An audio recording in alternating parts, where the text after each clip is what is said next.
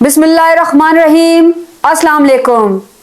मरियम नवाज साहिबा ने अपने मद्दे मुकाबिल को किया 0 पे आउट और खुद की डबल सेंचुरी मुकम्मल। किस तरह मरियम नवाज साहिबा ने आफ्ताब अहमद खान को बोल्ड किया, ये जानेंगे हम आज की इस वीडियो में। लेकिन उससे पहले अगर आपने हमारे चैनल को अभी तक सब्सक्राइब नहीं किया है तो जल्दी से हमारे चैनल को सब्सक्राइब कर लीजिए और बेल आइकन को प्रेस कर दीजिए ताकि अगली आने वाली वीडियो आप तक बआसानी पहुंच सके। मरियम नवाज साहिबा पाकिस्तान के शहर लाहौर में 8 अक्टूबर 1973 यानी 1973 में पाकिस्तान के 3 बार रह चुके वजीर आजम नवाज शरीफ साहब के घर पर पैदा हुई। आपके कुल 4 सिबलिंग्स हैं, जिनमें 2 बहनें और 2 भाई हैं। मरियम नवाज साहिबा उनमें से एल्डेस्ट वन हैं। 1992 में मरियम नवाज साहिबा की शादी कैप्टन सफदर से हुई। मरियम नवाज साहिबा ने अपने करियर का आगाज 2012 में नवाज शरीफ साहब की इलेक्शन कैंपेन से किया और इसके बाद 2014 में उनको पीएम यूथ स्कीम का चेयरपर्सन भी मुकर्रर किया गया। उन्होंने अपनी मकबूलियत उस वक्त हासिल की जब 2017 में नवाज शरीफ साहब को नाअहल कर दिया गया। 2018 में मरियम नवाज साहिबा को भी नाअहल कर दिया गया। इस नाअहली से वजीर आला तक का सफर मरियम नवाज ने किस तरह से तय किया, ये आज हम आपको बताएंगे। मरियम नवाज साहिबा को 2012 में उस वक्त के प्राइम मिनिस्टर नवाज शरीफ साहब ने यूथ लोन प्रोग्राम स्कीम का चेयरपर्सन मुकर्रर किया।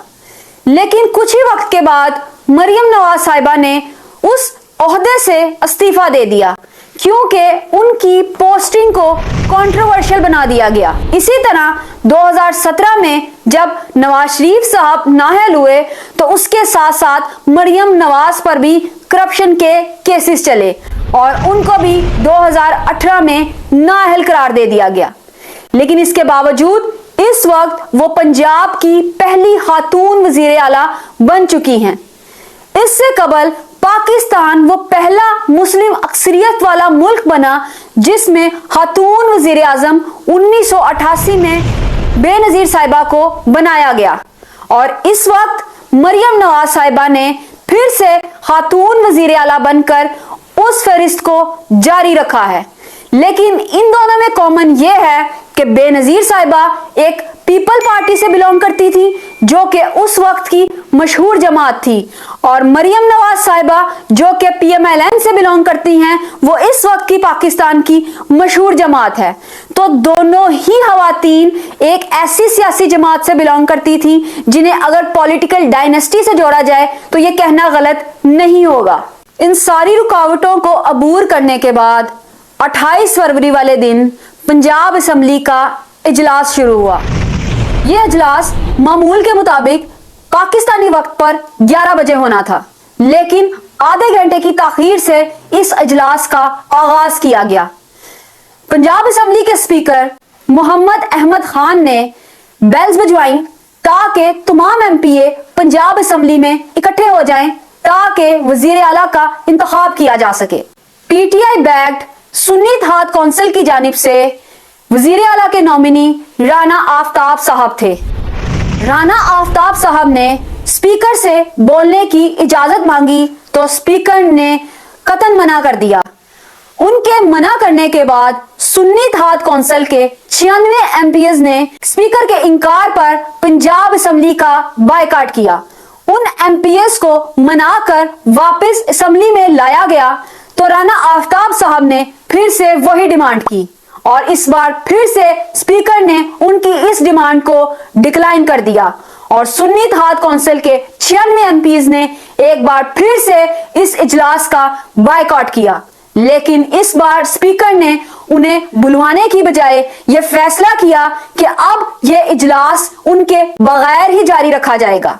लेकिन उन्होंने 2 मिनट के लिए फिर से असेंबली में बेल्स बजवाई ताकि वो एमपीएस वापिस आ जाएं और इस इंतखाबी मुहिम का हिस्सा बने और उसके बाद उन्होंने पंजाब असेंबली के दरवाजे बंद कर दिए اور اس کے بعد انہوں نے یہ انتخابی مہم سٹارٹ کی۔ سب سے پہلے اس مہم کا آغاز خواتین سے کیا گیا اور اس کے ساتھ ساتھ مردوں نے بھی ووٹ ڈالے۔ جب یہ ووٹنگ کا عمل اپنے اختتام کو پہنچا تو تمام ووٹس کو کاؤنٹ کرنے سے قبل ایک بار پھر اسمبلی میں بیلز بجائی گئی تاکہ کاؤنٹنگ کے لیے ایم پی ایس اکٹھے ہو جائیں، اور اس بیل کے بعد پھر سے اس سارے ووٹس کو کاؤنٹ کیا۔ پنجاب اسمبلی کے ٹوٹل 371 یعنی 371 ممبرز ہیں۔ ان میں سے 220 یعنی 220 ووٹ مریم نواز صاحبہ کو پڑے، اور مریم نواز صاحبہ کے حریف رانا آفتاب صاحب 0 پر ہی آؤٹ ہوئے۔ جی ہاں، ان کو کوئی ووٹ نہیں پڑا اور وہ کلین بولڈ ہو گئے۔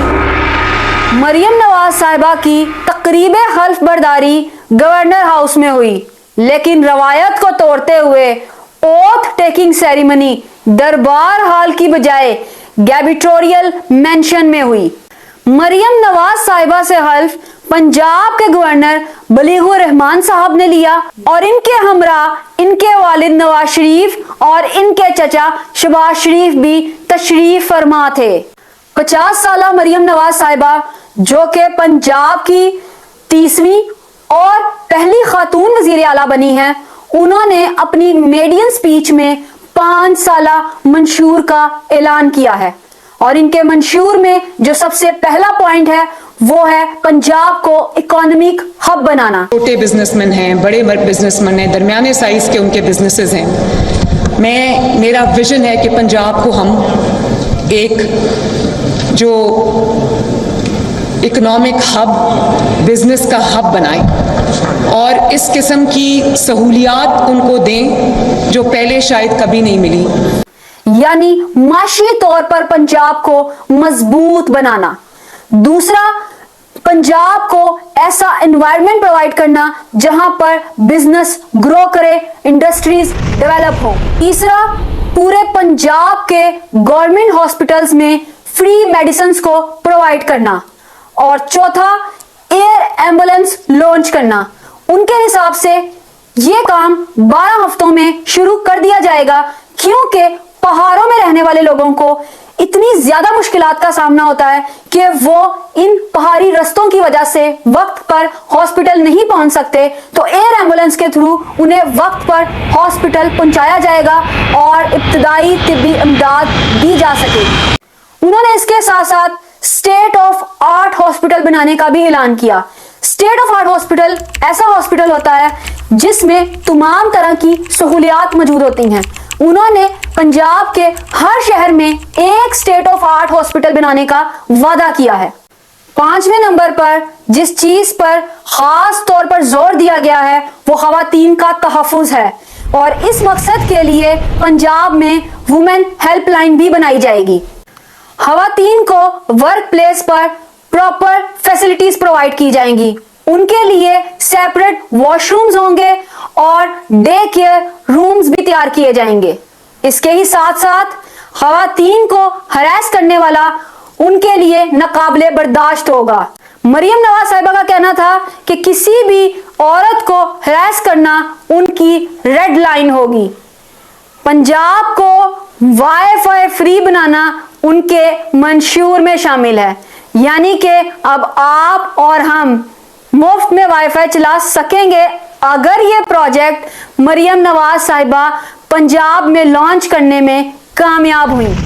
مریم نواز صاحبہ کا کہنا تھا کہ 5 سال بہت کم ہیں اور 24 گھنٹے بہت تھوڑے ہیں، اسی لیے وہ تقریب حلف برداری کے فوراً بعد سے اپنی ڈیوٹیز کو سنبھال لیں گی اور اپنے منشور پر کام شروع کر دیں گی، اور انہوں نے ایسا ہی کیا ہے۔ انہوں نے حلف برداری کے فوراً بعد سب سے پہلے پنجاب کے لاہور شہر میں شالیمار پولیس اسٹیشن کا وزٹ کیا ہے۔ یہ بلال کا کرنا ہے، ٹھیک ہے نا جی؟ اچھا، اگر ہم اس کو ہم دکھائیں گے نا آپ کو کہ یہ مریم نواز صاحبہ نے وزیر اعلیٰ کا پریسٹیجیس عہدہ سنبھال تو لیا ہے، لیکن ابھی منزل بہت دور ہے۔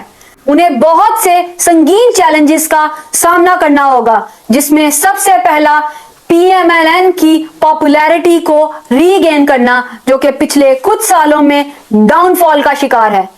दूसरी तरफ इस वक्त PMLN के जो स्टांच राइवल्स हैं, जो कि PTI बिल्कुल रिजिलियंट वे में उनकी ऑपोजिशन बनकर सामने आएगी, मरियम नवाज के लिए उनका सामना करना एक डॉन्टिंग टास्क साबित होगा। साथ ही साथ उन्हें अपनी परफॉर्मेंस पर भी वर्क करना होगा, ताकि उन्हें तारीख में एक वजीर आला की हैसियत से नहीं बल्कि खादिम आला की हैसियत से याद रखा जा सके। वो इन आने वाले चैलेंजेस का किस तरह से सामना करती हैं, ये तो गुजरते हुए वक्त के साथ ही पता चलेगा। लेकिन आप लोग हमें अपने कमेंट सेक्शन में जरूर बताइएगा कि आपके हिसाब से मरियम नवाज साहिबा इलेक्टेड हैं, सिलेक्टेड हैं या रिजेक्टेड हैं। Please do subscribe our channel, share with your friends. Thank you so much. अल्लाह हाफिज।